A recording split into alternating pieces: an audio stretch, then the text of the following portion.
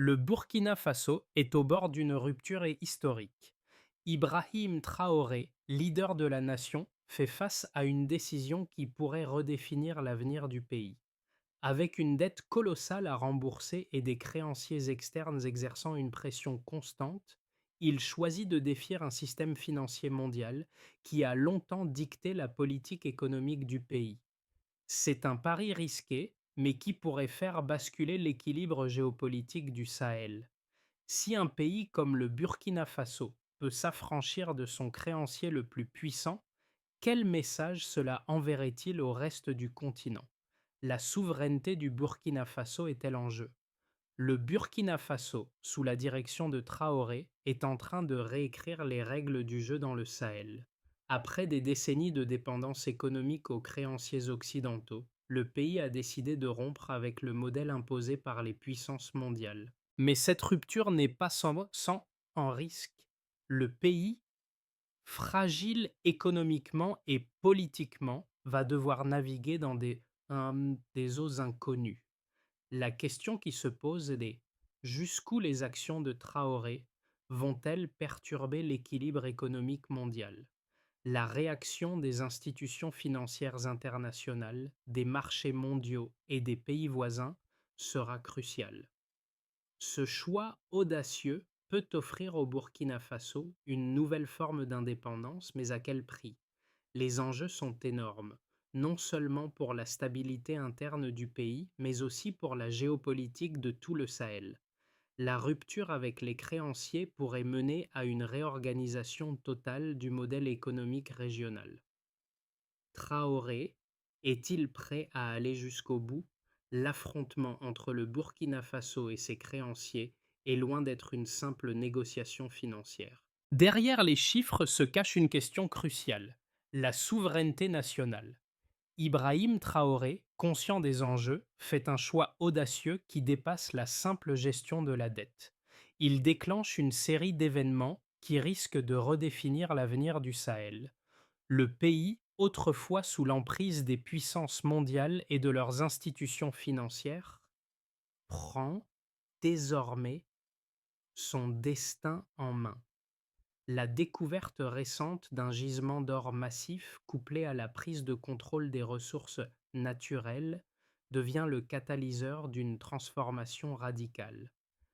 Alors que les marchés financiers réagissent instantanément à cette annonce, des millions de Burkinabés de Bamako à Niamey prennent conscience de l'importance de cet acte. C'est un événement qui, bien au-delà de la sphère économique, touche à la place du Burkina Faso dans le monde. Le pays est désormais en train de se redéfinir. Le G7, les institutions monétaires internationales et même les pays voisins observe ce qui semble être un test ultime pour un système mondial longtemps stable. Ibrahim Traoré, au centre de cette révolution économique, devient une figure pivot. Son rôle dépasse la simple gouvernance. Il est l'incarnation de l'espoir d'une région entière, qui voit dans son acte une possibilité d'autonomie face aux pressions extérieures. Pourtant, ce qui semble être une victoire pour la souveraineté nationale pourrait également ouvrir la voie à de nouvelles tensions internes et à des défis imprévus. Ibrahim Traoré, en tant que leader du Burkina Faso, incarne bien plus qu'un simple dirigeant politique. Sa décision de s'affranchir des créanciers internationaux n'est pas seulement un acte de défiance, mais un geste stratégique visant à rétablir la souveraineté du pays. Alors que l'économie burkinabé est dominée par les multinationales et que les ressources naturelles sont largement exploitées par des entreprises étrangères, Traoré a choisi de rediriger les flux financiers vers le pays. Cette décision radicale a déjà commencé à provoquer des répercussions dans toute la région. Dans les rues de Ouagadougou, les discussions vont bon train. Les jeunes, jusque-là désabusés par un système qui leur semblait immuable, commencent à entrevoir une possibilité de changement. Les ouvriers des mines autrefois sous contrôle étranger prennent une part active à ce processus de transformation. C'est là que le changement devient tangible. À l'université, les débats fusent autour de la souveraineté, des ressources et de la place de leur pays dans le monde. Ibrahim Traoré est désormais vu comme un symbole de résistance, mais également comme un catalyseur d'une nouvelle dynamique régionale. Son influence dépasse les frontières du Burkina Faso. Le Mali et le Niger, qui partagent des intérêts communs en matière de sécurité et de ressources naturelles, suivent de près les développements. La question se pose. La vision de Traoré sera-t-elle suffisante pour créer un véritable front commun en Afrique de l'Ouest, ou le pays se retrouvera-t-il isolé face à la pression internationale? Les événements se déroulent à une vitesse fulgurante. Tout a commencé avec la décision d'Ibrahim Traoré de renoncer à obéir à ses créanciers. En moins de 24 heures, la situation se transforme. Les marchés financiers réagissent violemment. Le dollar chute, les investisseurs étrangers retirent leurs fonds et les prévisions économiques pour le pays se dégradent. Mais Traoré, fort de sa conviction, poursuit son objectif. La première étape consiste à sécuriser les ressources naturelles du pays. Les mines, jusqu'alors sous contrôle étranger, sont nationalisées et un nouveau système de gestion des ressources est mis en place, centré sur le bénéfice national.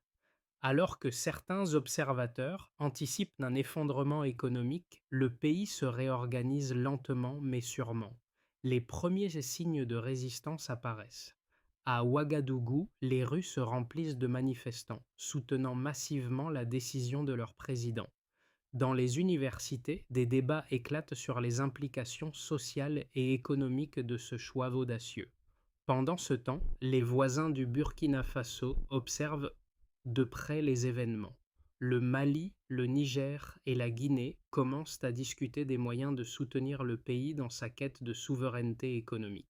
L'Afrique de l'Ouest se retrouve à un carrefour. La fracture avec l'ordre économique mondial est désormais visible. Des signes comme mille des signes montrent qu'une nouvelle alliance régionale pourrait être en train de se former. Le Burkina Faso, autrefois considéré comme un acteur marginal sur la scène internationale, devient un symbole de résistance pour l'ensemble du continent africain. Mais cette transformation n'est pas sans conséquences. Les sanctions internationales commencent à arriver. L'Union européenne annonce des mesures de rétorsion économique. Les États-Unis, par la voix du département d'État, font part de leur inquiétude face à la situation. Le FMI, quant à lui, suspend toute aide au pays. Mais malgré la pression croissante, Traoré reste déterminé. Il a déjà commencé à chercher de nouvelles sources de financement, notamment en négociant avec des pays émergents comme la Chine et la Russie. Le Burkina Faso se trouve désormais dans une position stratégique. En dépit des obstacles, Traoré continue de tracer sa route, convaincu que la souveraineté nationale est le seul moyen de garantir un avenir prospère pour son peuple.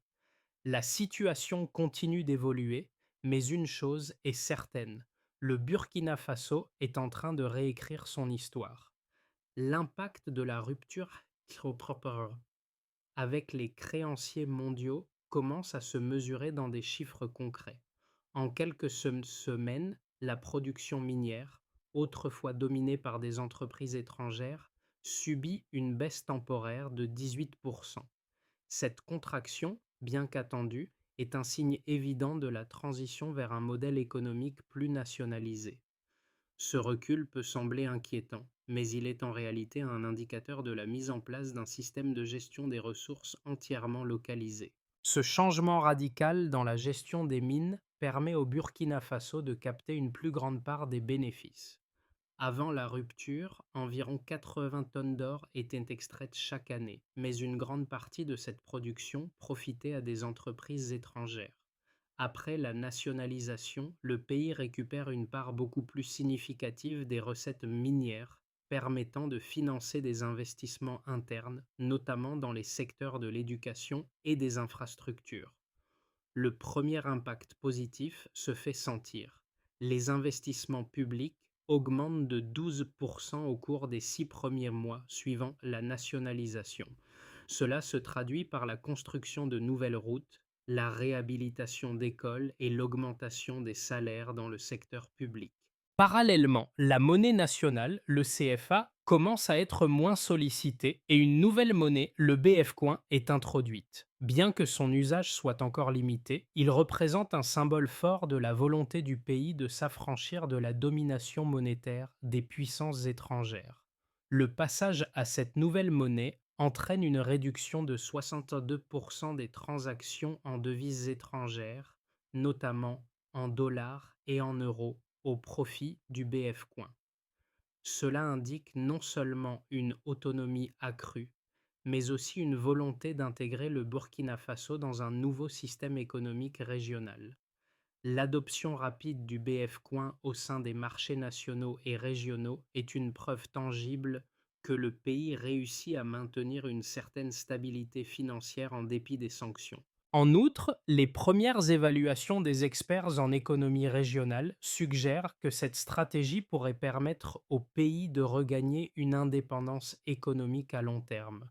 L'augmentation des échanges commerciaux avec les pays voisins, notamment le Mali et le Niger, montre que le Burkina Faso n'est pas isolé, mais qu'il a créé un espace économique alternatif. Bien que la situation reste fragile, ces chiffres illustrent le potentiel de cette réorganisation structurelle pour redonner au pays les moyens de sa souveraineté. La première phase du projet semble avoir atteint son objectif: rétablir une certaine stabilité, même si le chemin reste semé d'embûches. Les critiques sur la stratégie d'Ibrahim Traoré ne tardent pas à émerger. Selon de nombreux analystes financiers occidentaux, la décision de rompre avec les créanciers mondiaux pourrait entraîner une crise économique majeure. La suspension de l'aide internationale, combinée à la baisse de la production minière et aux sanctions économiques, crée une situation de vulnérabilité pour le pays. Les experts soulignent qu'une économie sans le soutien des institutions financières internationales risque de sombrer dans une récession sévère. La diminution des réserves en devises et la hausse des coûts des importations essentielles, notamment l'énergie et les biens de consommation, pourraient paralyser l'économie.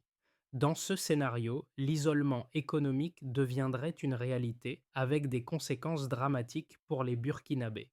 Cependant, une autre lecture des faits émerge parmi les économistes africains et certains observateurs internationaux. Ces derniers soutiennent que la rupture, bien que risquée à court terme, pourrait offrir une voie vers une indépendance véritable et durable. Pour eux, l'argument financier ne tient pas. Le Burkina Faso, en prenant le contrôle de ses ressources, pourrait renforcer ses capacités de production et réorienter ses investissements vers des secteurs stratégiques comme l'agriculture et l'infrastructure. La baisse temporaire de la production minière serait le prix à payer pour une réorganisation interne qui garantirait à long terme une meilleure répartition des richesses. De plus, la diversification de l'économie burkinabé, avec un accent mis sur les ressources locales et les partenariats régionaux, pourrait atténuer les effets négatifs de l'isolement international. Le soutien croissant des pays voisins, notamment du Mali et du Niger, et la création d'une zone économique commune apportent des preuves solides de la possibilité d'une solution régionale. En somme, les critiques occidentales se concentrent sur des indices économiques à court terme, tandis que les défenseurs de la stratégie d'Ibrahim Traoré voient une opportunité de transformation en profondeur du modèle économique de la région. Cette mise en perspective met en lumière une contradiction fondamentale. L'avenir du Burkina Faso se trouve-t-il dans l'intégration au système mondial ou dans sa réinvention? Le point tournant de cette crise est atteint lorsque les premiers signes de stabilisation apparaissent. En dépit des sanctions et de la pression internationale, le Burkina Faso commence à percevoir les avantages de son choix audacieux. Le BF Coin, bien qu'encore jeune, trouve progressivement sa place dans les échanges commerciaux régionaux. Les entreprises locales, désormais exemptées des commissions étrangères, voient leur rentabilité augmenter. Parallèlement, les relations avec les voisins se renforcent et une coopération régionale émergente semble plus solide que jamais. Ce qui semblait être une aventure risquée prend une tournure plus stratégique et l'effet domino se fait sentir à travers le Sahel. La décision de Traoré, loin de s'isoler, devient un modèle pour d'autres pays en quête de souveraineté économique. Alors que le monde s'attendait à un effondrement économique rapide, le Burkina Faso commence à démontrer une résilience impressionnante. L'évolution de la situation montre qu'une autre voie est pour les possibles, mais à quel prix? La question devient de plus en plus pertinente. Le Burkina Faso va-t-il réussir à maintenir cet équilibre fragile ou le retour en arrière sera-t-il inévitable? Les conséquences pratiques de la décision d'Ibrahim Traoré commencent à se manifester clairement dans la vie quotidienne des Burkinabés.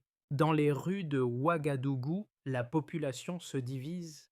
D'un côté, les partisans de Traoré qui voient en lui un héros de la souveraineté, et de l'autre, ceux qui redoutent l'isolement économique et les pénuries.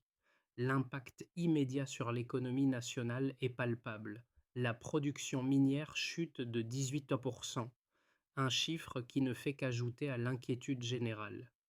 Cependant, la réduction de la dépendance aux multinationales commence à offrir des avantages tangibles.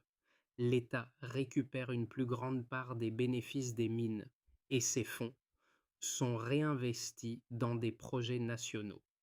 Le système éducatif bénéficie d'un financement accru, les infrastructures sont développées et de nouveaux emplois sont créés dans les secteurs non exploitants.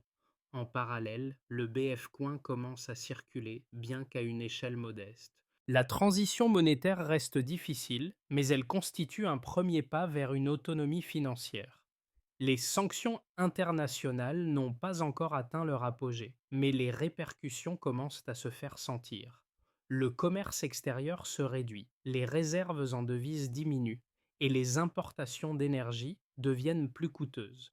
Cependant, le pays, soutenu par ses voisins, commence à établir de nouvelles relations économiques avec des acteurs non traditionnels, comme la Chine et la Russie.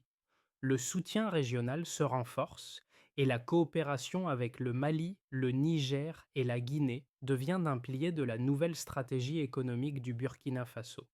Ces pays, ayant eux-mêmes des intérêts à défendre dans cette réorganisation économique, voient dans la rupture burkinabé un modèle à suivre. Le rôle de l'Afrique dans la redéfinition des relations économiques mondiales prend une nouvelle forme, et le Burkina Faso devient un acteur clé dans ce mouvement de résistance. Cependant, la route reste semée d'embûches.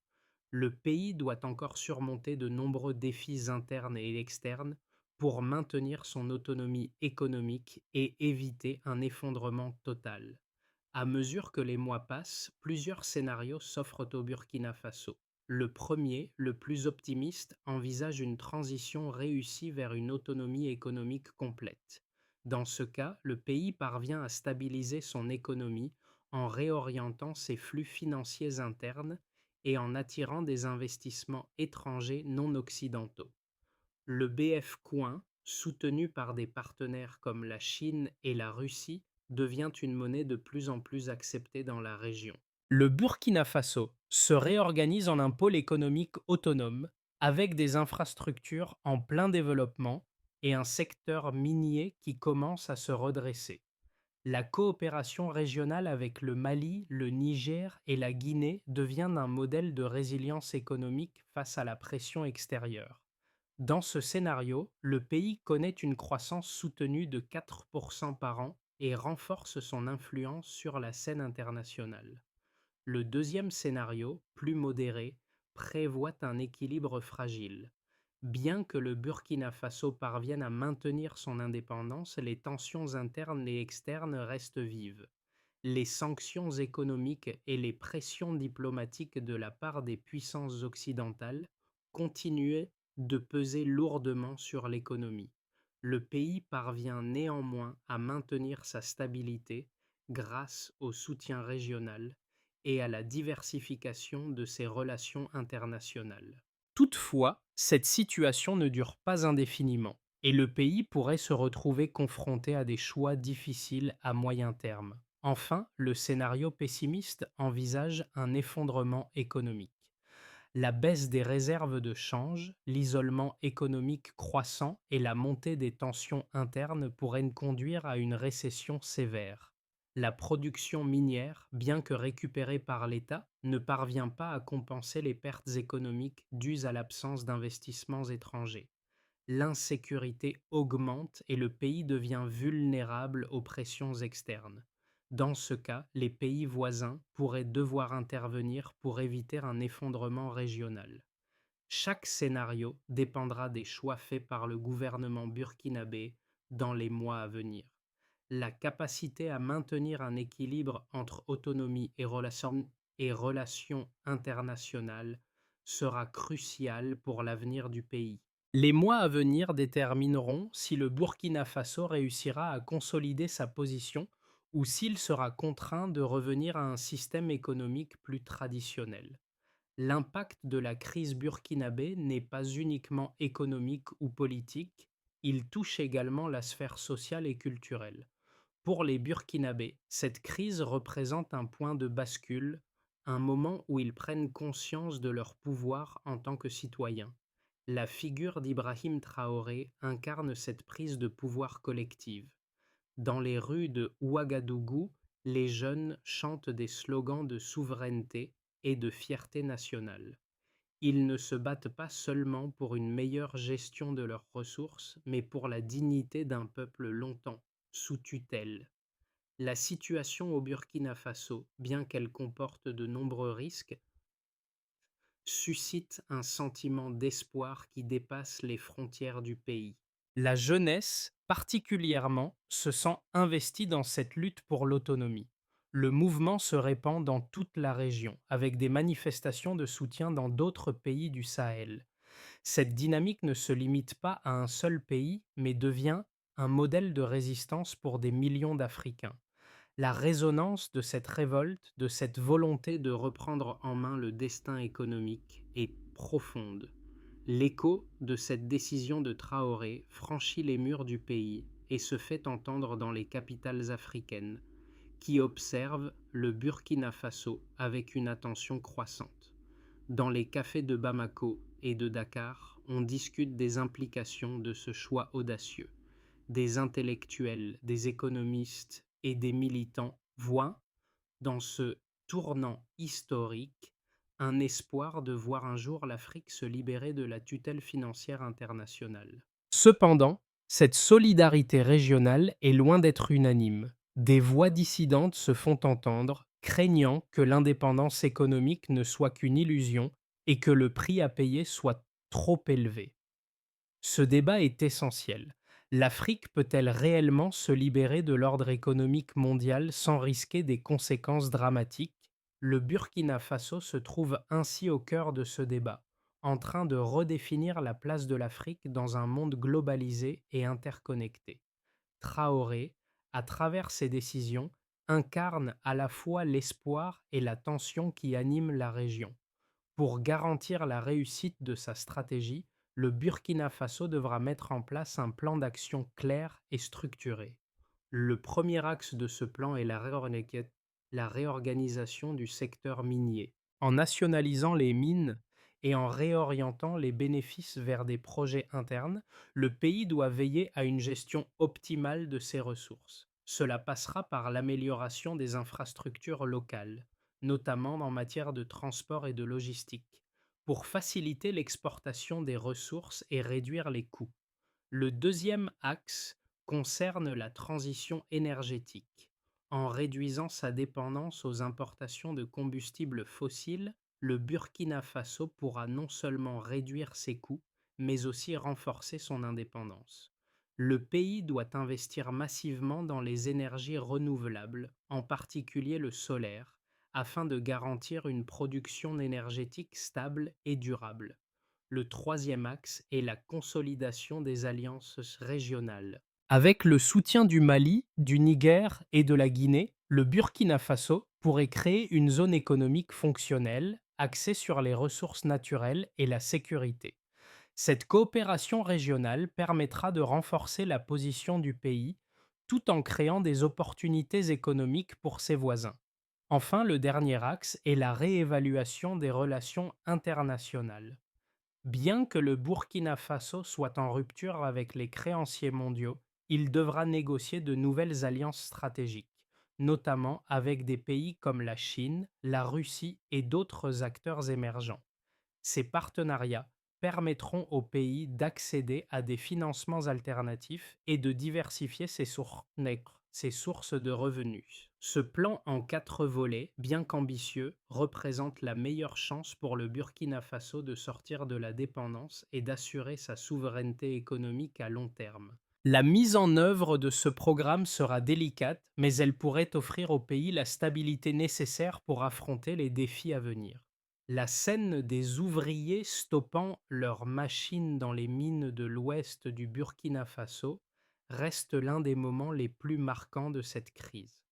Ce geste, loin d'être anodin, symbolise la résistance du peuple burkinabé face à un système imposé depuis trop longtemps. À travers ce geste simple mais puissant, c'est toute une nation qui s'affirme, qui redécouvre sa force intérieure.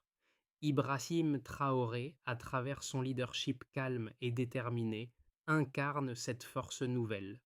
Il ne cherche pas à jouer les héros, mais à faire en sorte que chaque Burkinabé prenne conscience de son rôle dans la construction de l'avenir du pays. Le pays qui semblait autrefois sous contrôle extérieur se redresse aujourd'hui. Chaque décision, chaque mouvement, chaque parole de Traoré résonne comme un rappel de la dignité retrouvée. Le Burkina Faso, au cœur de cette révolution silencieuse, ouvre une nouvelle ère. Le changement est en marche et il est porté par l'espoir collectif d'un peuple qui ne veut plus être une simple victime du système mondial. À travers ce parcours, le pays montre au monde que la véritable souveraineté ne se limite pas à un simple contrôle économique. Elle passe par la reconquête de son destin, portée par ses citoyens, ses travailleurs et son peuple tout entier. La décision du Burkina Faso, prise par Ibrahim Traoré, n'est pas seulement un choix politique, elle est un appel à la réflexion pour tous les pays du Sahel et au-delà. Peut-on réellement échapper à la domination économique mondiale et réussir à redéfinir son avenir? Le Burkina Faso est-il un modèle à suivre ou une exception vouée à l'échec? Ce débat est loin d'être tranché. Mais une chose est certaine, cette crise a ouvert un espace de discussion sur la souveraineté et l'autonomie économique que beaucoup pensaient clos. La manière dont le Burkina Faso naviguera dans cette situation déterminera non seulement son avenir, mais aussi l'avenir de toute une région. Si vous êtes sensible aux enjeux de souveraineté, d'indépendance économique et de géopolitique, suivez l'évolution de cette histoire. L'avenir du Burkina Faso et de nombreux autres pays en Afrique pourrait bien être en jeu. Comment réagirez-vous face à cette révolte économique? Partagez vos pensées et rejoignez la conversation autour de ce tournant historique.